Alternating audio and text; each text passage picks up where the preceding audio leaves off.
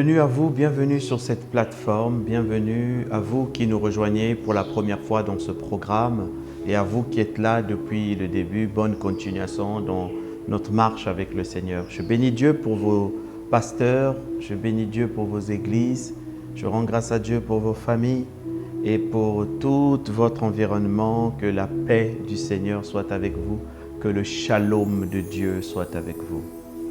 Alors, depuis la reprise de notre programme, nous parlons de la vie, de la grâce, de cette saison de grâce, de cette saison de faveur que le Seigneur nous a accordée, nous a donnée. Cette saison que dans la Bible dit les anciens ont salué de loin et n'ont pas pu. Mais vous et moi, Dieu nous a fait rentrer dans cette saison de grâce. Mais ce que nous observons le plus souvent, c'est que nous sommes sous la grâce, mais beaucoup n'arrivent pas à vivre réellement les bénéfices globaux, total de cette grâce. Par ignorance, le plus souvent, parce que le Seigneur dit « Mon peuple périt parce qu'il lui manque la connaissance ». Voilà pourquoi ce programme existe. À l'écoute de la parole, notre but, c'est d'essayer de mieux connaître Dieu, pas à pas, en complément de ce que nous apprenons à l'Église, le dimanche, parce qu'il est bien de communier à l'église, c'est là où le Seigneur parle aussi. Alors, le Seigneur nous a dit depuis un peu cette reprise, depuis le début de ce mois, le mois de septembre, le Seigneur a dit qu'il doit nous conduire dans la grâce par son esprit. Par son esprit. C'est le Saint-Esprit qui a le mandat de nous conduire dans la grâce. Voilà pourquoi nous avons tellement de challenges, tellement parce que l'Église a mis le Saint-Esprit à l'écart. Et voilà pourquoi de jour en jour, année après année, l'Église souffre. Parce que celui qui a le mandat de nous conduire, celui qui doit piloter le véhicule dans lequel nous sommes, a été mis de côté. Le chauffeur, le conducteur a été mis de côté. Alors voilà pourquoi nous stagnons.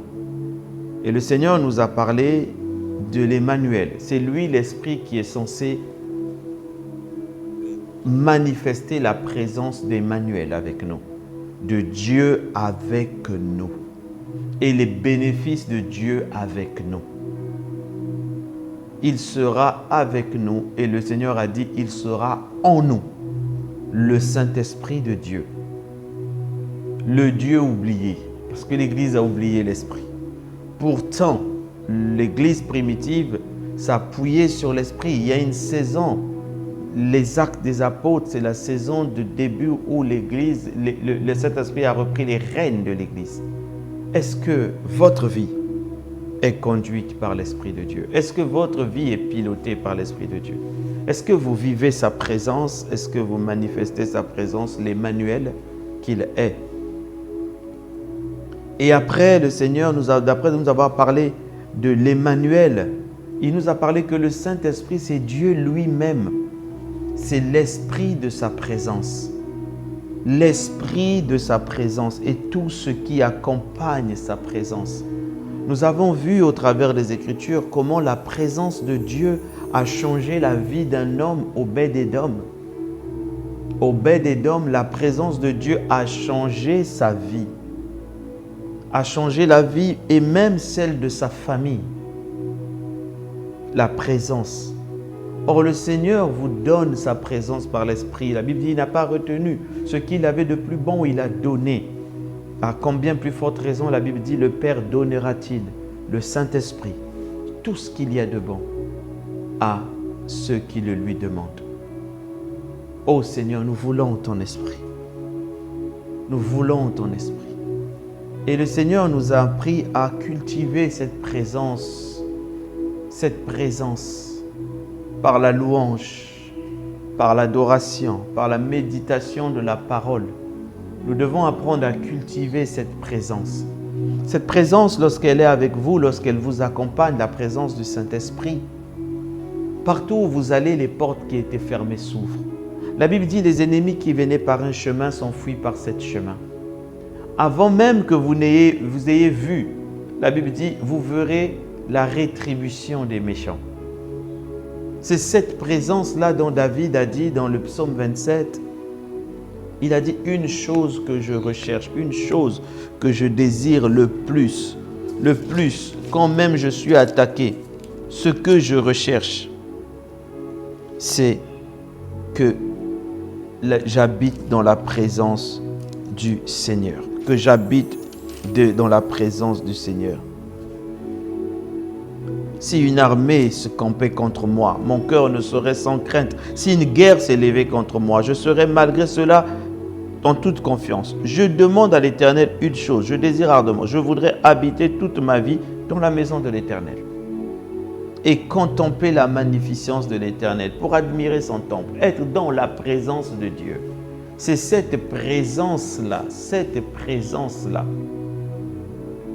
qui fait que la foi est boostée. Vous savez que vous n'êtes pas seul, que vous voyez vos ennemis tomber. David dit, je me réjouis à la vie de mes ennemis. Je me réjouis à la vue de mes ennemis. Vous voyez, l'on chancelle souvent parce que nous ne sommes pas conscients de cette présence-là. Nous ne décidons pas de jouir de cette présence, de magnifier cette présence. La présence de Dieu par le Saint-Esprit en nous. La Bible dit qu'en 3 mois, la vie d'Obed-Édom fut changée à jamais. La vie d'Obed-Édom, de sa famille, de ses enfants. Celui qu'on avait destiné certainement à la mort pour recevoir l'arche, celui-là même a reçu la présence de Dieu, l'a entretenu et a été béni. Béni. Que cela soit votre partage au nom de Jésus-Christ. Alors, après cela, aujourd'hui, le Seigneur nous ouvre un nouveau chapitre, toujours dans cette marche dans la grâce de Dieu par l'Esprit. Vous devriez savoir que la grâce est une saison où la faveur est là. Mais si vous voulez vivre cette faveur, vous devrez suivre ce que Dieu a dit. Vous devez mettre en pratique la parole. La Bible dit, ne vous bornez pas à écouter la parole, mettez-la en pratique. Jacques 1, 17, 18, je crois. Il dit, ne vous bornez pas à écouter la parole, mais mettez-la en pratique. Parce que tout ce que le Seigneur nous a dit, c'est bien ce qui est là. Nous devons mettre en pratique la parole de Dieu. Nous devons mettre en pratique la parole de Dieu. Si vous ne mettez pas en pratique tout ce que nous avons vu, il vous sera difficile d'avancer, difficile de vous mouvoir, difficile d'aller au-delà. Il faut mettre en pratique la parole de Dieu. Il faut mettre en pratique. Amen. Alors, voilà pourquoi le Seigneur continue aujourd'hui à nous conduire. Aujourd'hui, nous allons parler d'un autre aspect dans cette grâce. Nous allons introduire les choses. Vous voyez, dans la vie, il existe ce que l'on appelle des saisons.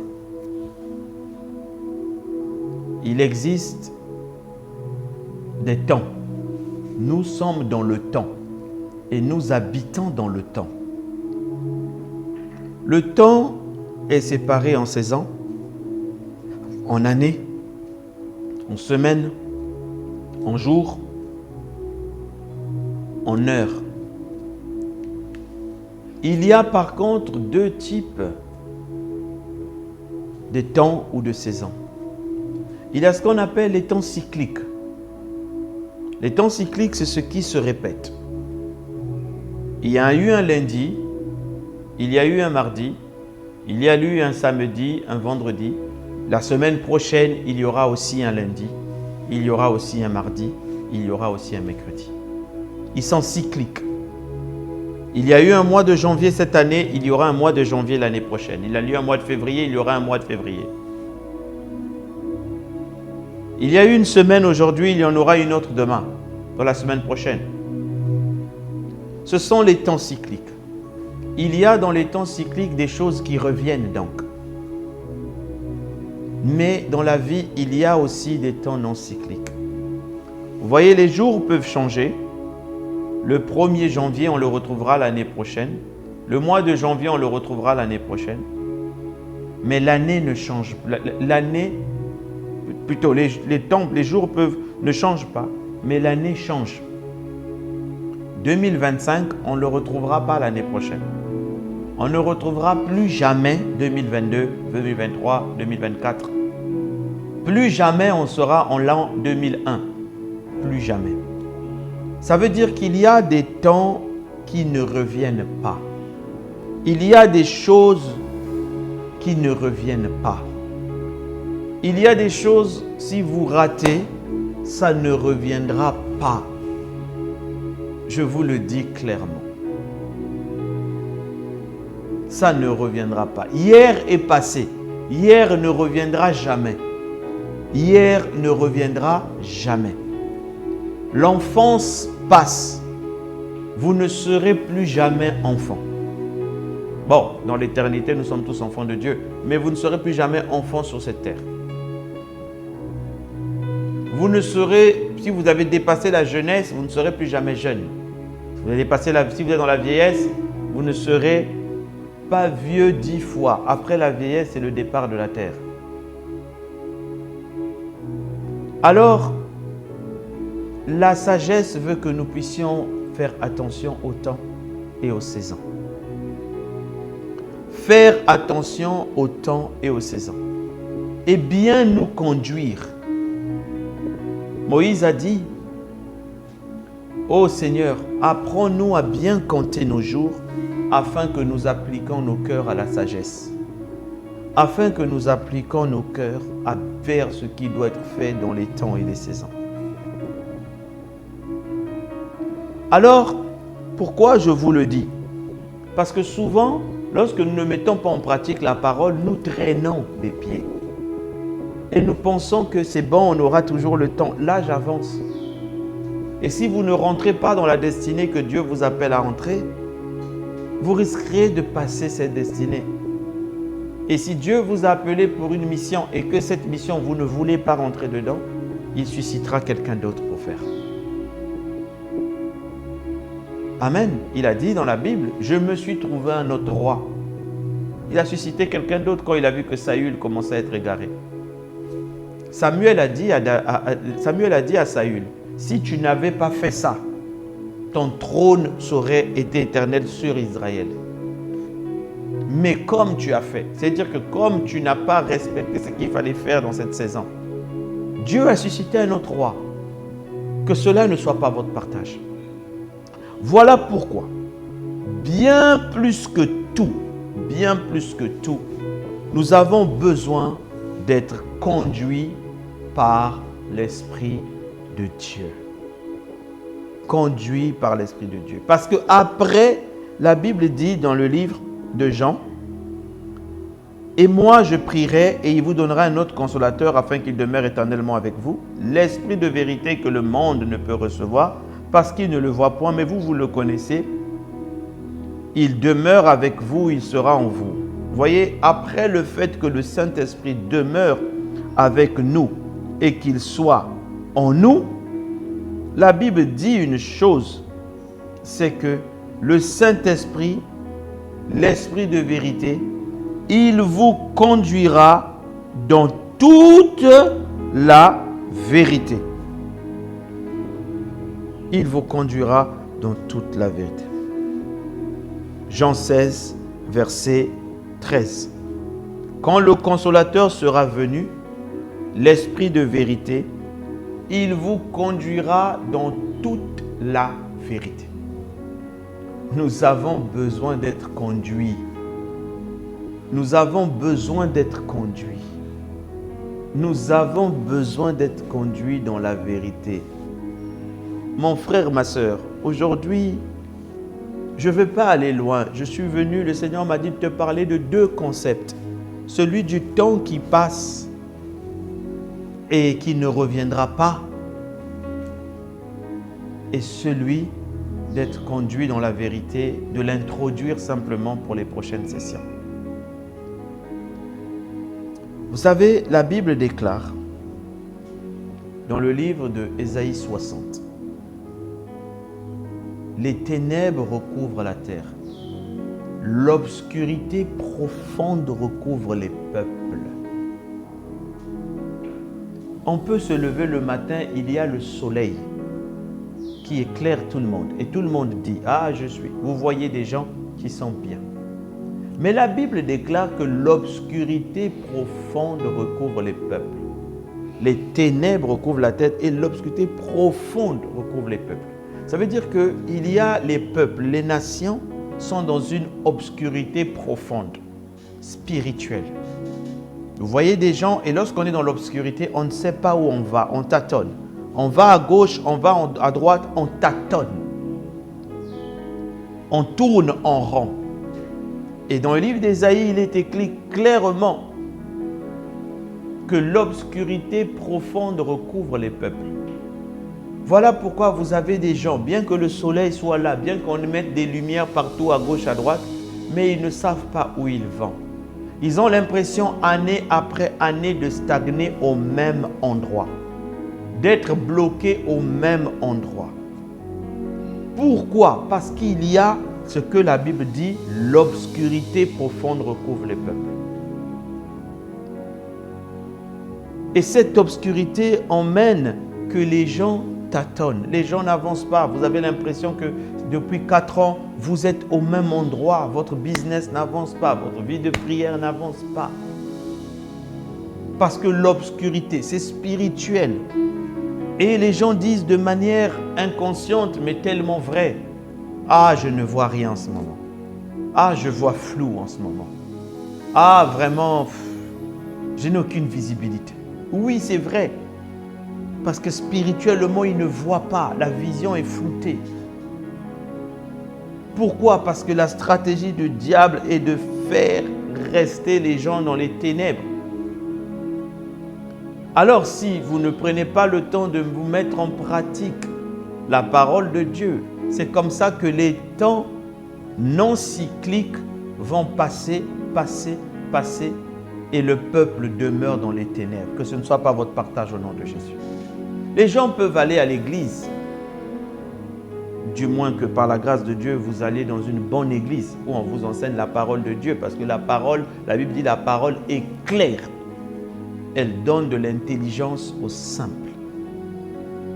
Les pasteurs peuvent enseigner la parole qui est claire.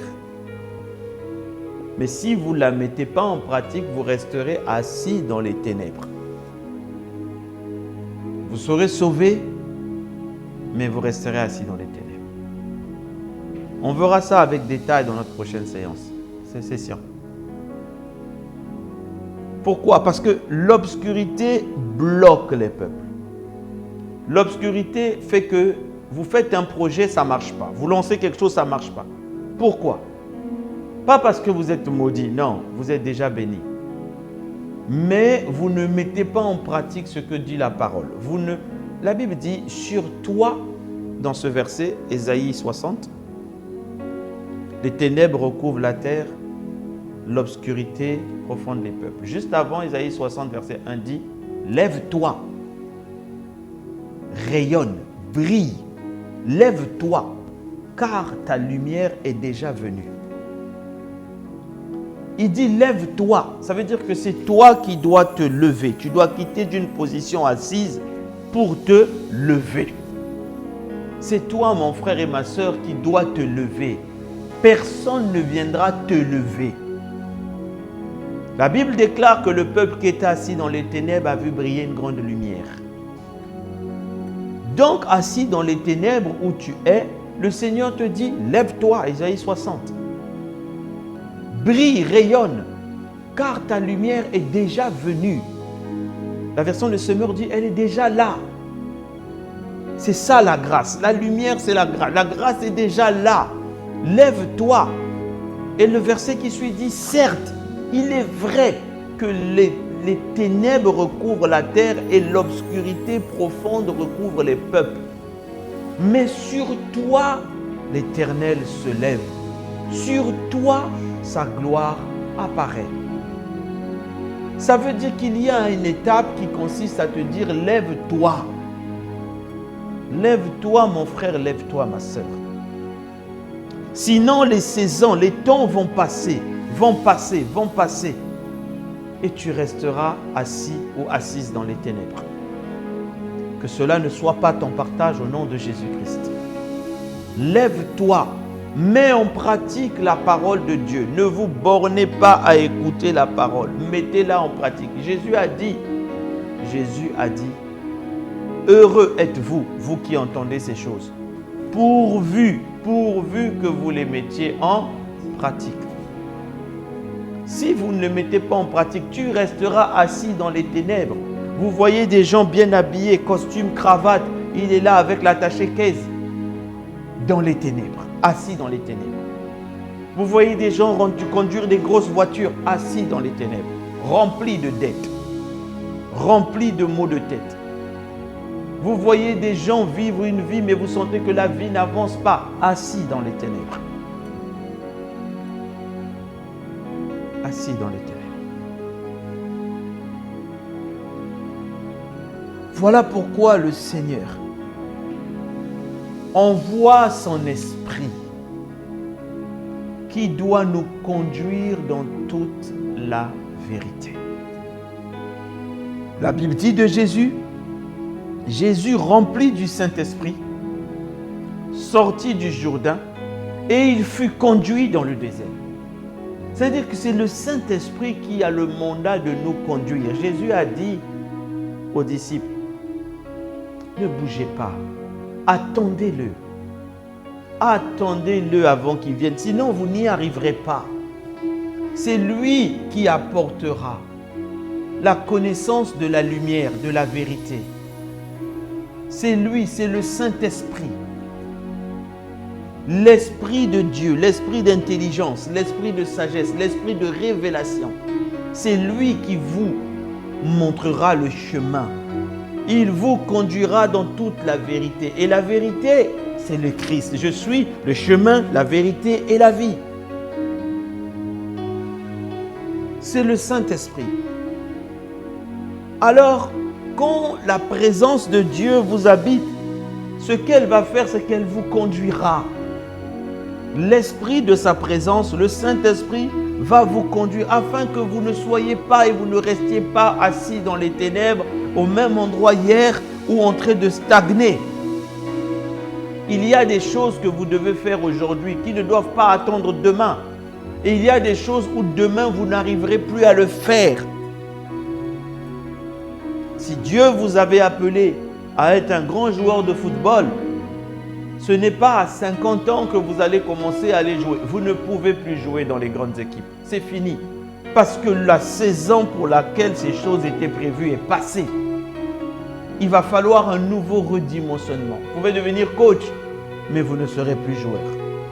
Ne jouons pas avec le temps. Nous avons besoin de l'Esprit de Dieu pour nous conduire. Nous avons besoin de l'Esprit de Dieu pour nous conduire. Nous avons besoin de l'Esprit de Dieu pour nous conduire. Il est là. C'est son mandat. Il doit nous emmener quelque part. Il doit nous emmener. Il n'est pas venu pour dormir avec nous. Luc 4:1. Jésus, rempli du Saint-Esprit, revint du Jourdain. Il fut conduit par l'Esprit dans le désert. La Bible dit, lorsque les disciples ont été remplis, la Bible dit, Pierre s'est levé, conduit par l'Esprit, il a commencé à prier, à parler. La Bible déclare l'Église était en paix, elle s'accroissait, elle s'édifiait, elle grandissait. Tout cela par l'assistance du Saint-Esprit. Acte 9, 31. Tu veux que avancer, accroître, aller de l'avant, t'édifier, te fortifier. Tu as besoin de l'assistance du Saint-Esprit. Tu as besoin d'être conduit par le Saint-Esprit. Et c'est là, la Bible dit, il vous conduira dans toute la vérité. Toute la vérité. Il fera briller la lumière sur vous afin que vous sortiez des ténèbres. Afin que vous n'ayez pas l'impression de vivre une vie qui n'avance pas. Afin qu'il vous révèle les choses pour lesquelles il vous a appelé. La Bible déclare dans le livre de 1 Corinthiens 1, 1 Corinthiens 2,9, je pense. Il dit ces choses que le Seigneur a préparées pour nous d'avance. Il nous les a révélées par le Saint-Esprit. C'est le Saint-Esprit qui connaît, qui sait comment te sortir pour ne pas que tu tâtonnes. C'est lui qui connaît le chemin. Mais tu dois te lever. Tu dois te lever et engager tout ce que nous disons pour vivre la vie de grâce par laquelle Jésus t'a appelé à vivre. Tu dois. Alors ce matin, le Seigneur te dit, finis les ténèbres. Dis avec moi, finis les ténèbres. Finis le tâtonnement. Je dois avancer. Et dis, Saint-Esprit, conduis-moi. Conduis-moi. Demande-lui de te conduire. Il est venu pour te conduire. Tu vois, on peut rester des années dans les ténèbres et pas avancer. Demande-lui, conduis-moi. Seigneur, tendre Père, conduis-nous. Oh oui, conduis-moi. Saint-Esprit de Dieu, conduis-moi. Conduis-nous, Seigneur. Conduis-nous. Conduis-nous dans la vérité. Conduis-nous dans les choix, dans les décisions. Conduis-nous, ô Dieu, conduis-nous. Conduis-nous à suivre l'Esprit de Dieu. Conduis-nous, Maro Brisaï Tekerea. Nous ne voulons pas que cette année se termine à l'endroit où nous avons commencé. Nous voulons vivre la grâce, la saison de grâce, des faveurs, d'avancement, de percer avec l'Esprit de Dieu. Saint-Esprit, conduis mon frère, conduis ma sœur, conduis-nous. Nous avons besoin de toi. Nous nous soumettons à toi dans le nom puissant de Jésus. Amen. Que Dieu vous bénisse. Nous allons poursuivre la prochaine session. Si vous n'avez pas encore donné votre vie à Jésus, le Saint-Esprit ne peut pas vous conduire. Si vous nous suivez pour la première fois, juste à la fin de ce moment, restez connectés avec nous. Faites la prière du salut. Faites cette prière avec nous. À partir de ce moment, le Saint-Esprit pourra vous conduire. Je vous en prie, faites-le. Sortez des ténèbres. Pour vous qui êtes connectés avec nous, partagez le message, partagez. Ne vous arrêtez pas à partager la parole. C'est votre travail d'évangélisation que vous êtes en train de faire. Quelqu'un vous dira merci au ciel parce que vous aviez pensé à lui envoyer ce message. Il y a des gens qui sont assis dans les ténèbres, ils vont dans les églises, mais ils ne comprennent pas que les ténèbres couvrent la terre et qu'ils ont besoin de l'Esprit pour conduire. Alors soyez les messagers de Dieu. Que Dieu vous bénisse et je vous dis à la prochaine session.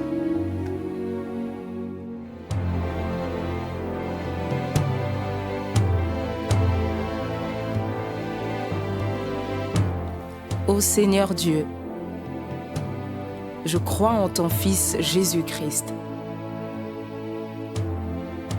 Je crois qu'il est mort pour moi et que Dieu l'a ressuscité d'entre les morts. Je confesse de ma bouche que Jésus-Christ est le Seigneur de ma vie. Dès maintenant et pour toujours. Je donne ma vie à Jésus-Christ dès aujourd'hui et j'ouvre mon cœur par la foi et reçois le salut.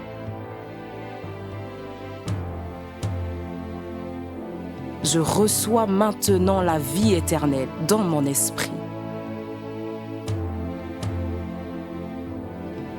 Merci Seigneur d'écouter ma prière. Mes péchés ont été lavés par le sang de Jésus.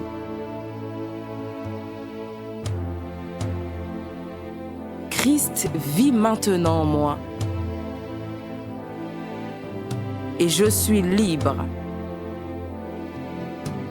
Je suis sauvé. Je suis né de nouveau. Et dès aujourd'hui, je marche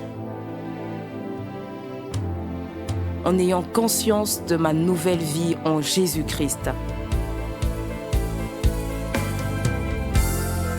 Amen.